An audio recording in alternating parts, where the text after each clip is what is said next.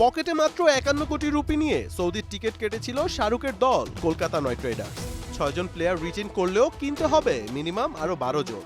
Briefcase ভর্তি টাকা নিয়ে আসা বাকি ফ্র্যাঞ্চাইজিগুলোর সাথে টক্কর দিয়ে ভালো খেলোয়াড় দলে নেয়াই ছিল ডিফেন্ডিং চ্যাম্পিয়নদের মূল চ্যালেঞ্জ।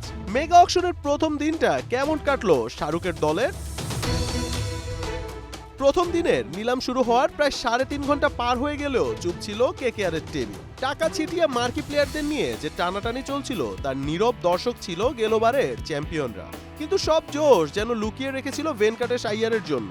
গত সিজনে কলকাতার হয়ে দারুণ খেলা আইয়ারকে যেন কোনো অবস্থাতেই ছাড়তে রাজি নয় শাহরুখের দল কলকাতা নাইট রাইডার্স।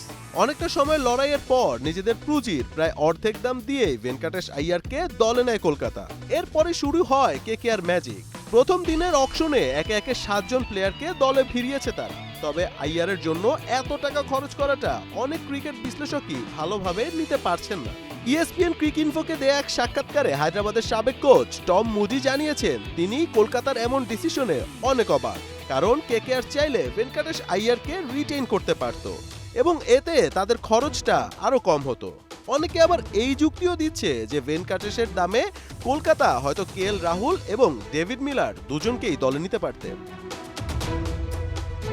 তবে সকল যুক্তিতর্ককে পেছনে ফেলে প্রথম দিনে প্রায় 41 কোটি রুপি খরচ করে 7 জন প্লেয়ার কিনেছে কলকাতা। 2 বিদেশি হার্ড হিটার এবং দুর্দান্ত wicket keeper batsman Quinton de Kock ও রহমানুল্লাহ গুরবাজকে দলে নিয়েছে তারা। এছাড়া স্টার্কের স্থলাভিষিক্ত হিসেবে আফ্রিকান ফাস্ট বোলার অ্যান্ড্রিক নকিয়াও আছে কেকেআরের ডেরায়।